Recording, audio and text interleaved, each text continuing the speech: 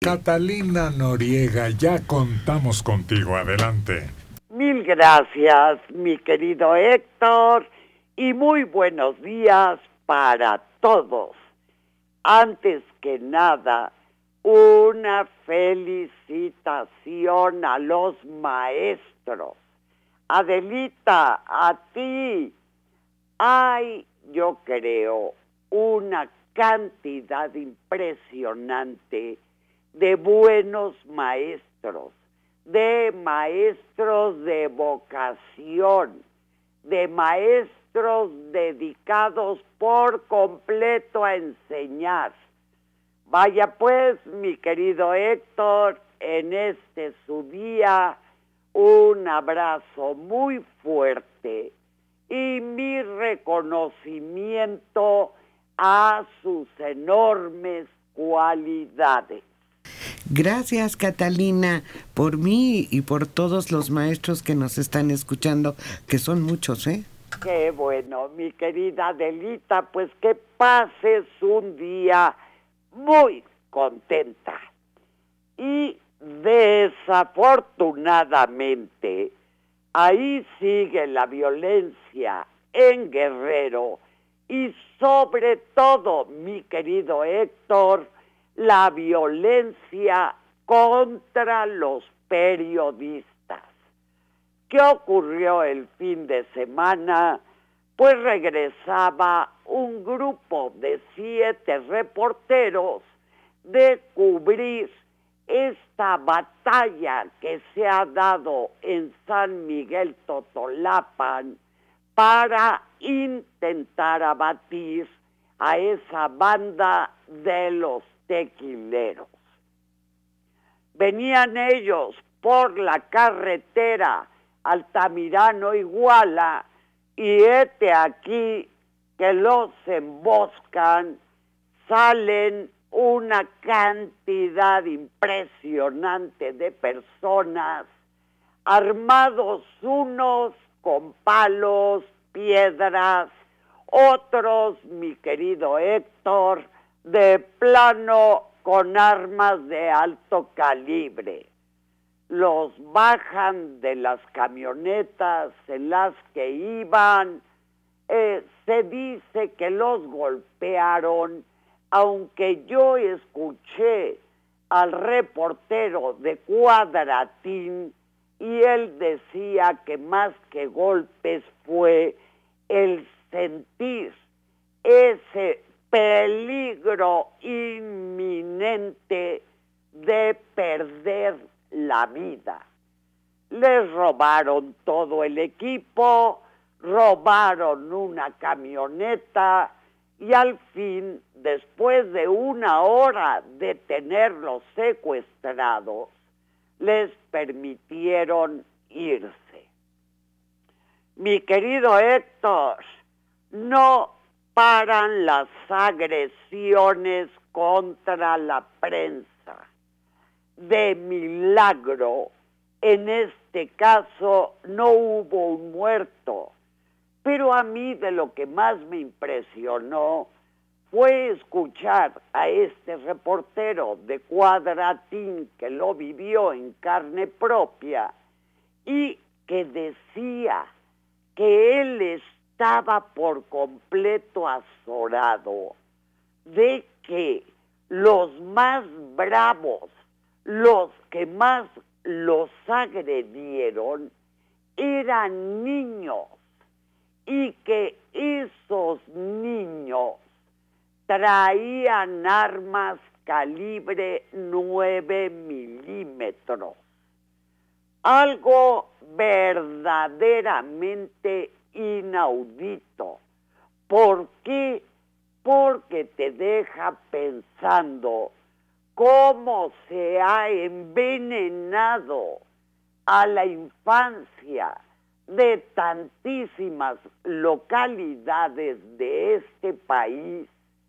¿Cómo es posible que un niño traiga un arma?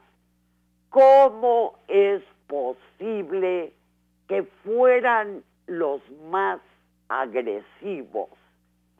escuchaba yo a hombre narrar el pavor que sintieron de verse en manos, pues, de esa horda que todo el tiempo los amenazaba con matarlos. Y él decía que esa afectación psicológica va a ser casi imposible de modificar en su cabeza, porque francamente lo dejó muy afectado. El caso es que ya las autoridades dijeron que van a investigar el tema. Ya salió también esa dirección que tiene la Procuraduría General de la República para la defensa de los comunicadores. Una dirección, mi querido Héctor, que no ha servido absolutamente para nada, que estaba en manos de una persona, Ricardo Nájera, que resultó por completo incompetente. Lo acaban de tronar y pusieron pues a uno nuevo, que mucho gusto, porque ni su nombre se conoce. Pero en verdad, este que ocupa el lugar de Ricardo Nájera va a ser alguna investigación seria. Lo pongo más que en duda, mi querido Héctor. ¿Por qué? Porque hasta ahora no hemos visto que se resuelva uno solo de los muchísimos ataques a periodistas. Ahí está uno de los últimos casos muy sonados, el homicidio de Miroslava Brecht, allá en Chihuahua.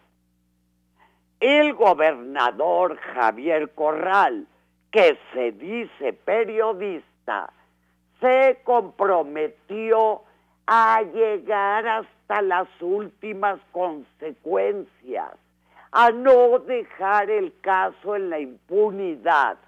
Pues ya pasaron meses y no se da con quienes le quitaron la vida a Miroslava Brecht. Pero igual están el resto de estos expedientes que lo único que hacen es dormir el sueño de los injustos.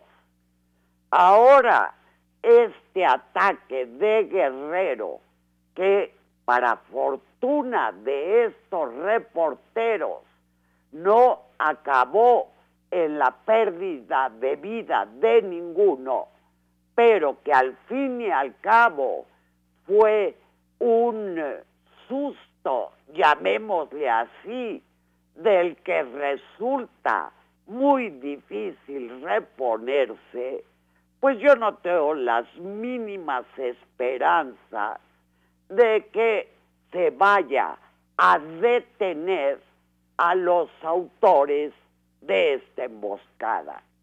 Así que, mi querido Héctor, acá seguirán los ataques a la prensa y las autoridades, pues si no pueden con el paquete del incremento en los delitos, menos se van a ocupar de la muerte de los periodistas. Catalina, y este evento en especial, el que se da en Guerrero, ¿qué consecuencias puede tener? Que suceda lo que ha sucedido en Ciudad Juárez, en donde un periódico dice, yo ya no vuelvo a dar más noticias de situaciones de línea roja, o como en Nuevo Laredo, que también se han visto atacados periodistas y las instalaciones de estos mismos trabajadores, y de plano se retiran porque ven que está en juego su vida, y que quedemos con respecto a Guerrero como algo que no existe, porque no nos vamos a dar cuenta de qué está sucediendo realmente en ese sitio. Tal cual, mi querida Liliana. Mira, yo escribí años y años para un periódico de Reynosa, para El Mañana, hasta que sus propietarios me dijeron: Catalina, aquí no se toca absolutamente nada que tenga que ver con la delincuencia organizada. ¿Por qué? Porque no paraban de recibir amenazas. Habían recibido también ataques a sus instalaciones, y lo que hicieron es aplicar la autocensura a extremos que, francamente, como bien dices, pues de qué se va a enterar la opinión pública, de nada, de que no pasa nada. En ciertos casos, por el temor de los propios reporteros, yo quiero imaginarme que estos reporteros que acaban de vivir esta situación tan terrible, pues se van a amainar. No va a ser muy fácil que vuelvan a esos sitios de tanto peligro. Y entonces, ¿quién va a cubrir esa información? Yo creo totalmente al revés. Y lo hemos visto en Tamaulipas, lo hemos visto la frontera, sobre todo, que fue el primer lugar donde atentaron contra los medios. Cuando faltaron los medios de informar, salió la gente y utilizó otros canales. No, yo creo que al revés, y se dan el valor, y hay otros que son intrépidos porque les gusta como reportear los eventos de guerra donde hay balazos, y van. No, yo creo que al revés se dan otros medios, se dan otros, pero dejarnos de enterar, no. Fue lo que quisieron intentar al principio y no se pudo. Sobre todo porque la mayoría de los detenidos no son residentes de la zona. Estos tienen manera de utilizar medios muy importantes a nivel nacional para denunciar este hecho, y pues muchos más que están conectados. No, pues desde luego, y más actualmente con las redes, por supuesto que acabamos enterándonos, pero es muy triste que se silencie a un medio de comunicación, como tanto ha ocurrido allá en el norte de la República, porque no pueden trabajar con las mínimas condiciones de seguridad. Y eso es gravísimo. Esos son atentados a la libertad de expresión que, francamente, las autoridades tenían que aprender a quienes los ocasionan. Perfecto. Gracias y buenos días, Catalina. Igualmente, mi querido Héctor, y que pasen muy buenos días. Miren, aquí en México yo recuerdo un periódico Z. Luego, Buen Día, Manuel. Y aquella toma de Excelsior, Sí. que son, creo, los 3 hechos más violentos, notorios, en un afán por acallar. La crítica, sobre todo en el caso de Excelsior, al gobierno. Y no se diga, en el caso del Buen Día, todo indica que la principal causa de su asesinato fue que pues se estaba enfocando cada vez más en el problema del narcotráfico, aunque también denunciaba la influencia de la ultraderecha dentro del gobierno y en actividades vitales para la seguridad del país. Y te agregaría, no sé, ¿cómo se llamaba la empresa que manejaba el papel? Y que un día Pipsa. les dijeron, se acabó. Ay, de nuevo. no hay papel. Esa era una forma que ideó el PRI de aquellos años para poder tener en sus manos, en un puño, a los principales diarios del país. Porque no les daban en dónde imprimir. Y hasta esa frase quedó, no pago. Para que me peguen. Sí, es PIPSA, es productora e importadora de papel, sociedad anónima, esa era la empresa.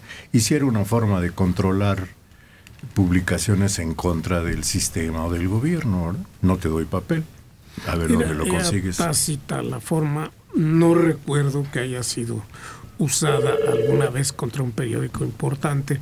Lo que sí dijo López Portillo fue retirar la publicidad oficial a Proceso, y fue cuando dijo no pago para que me peguen.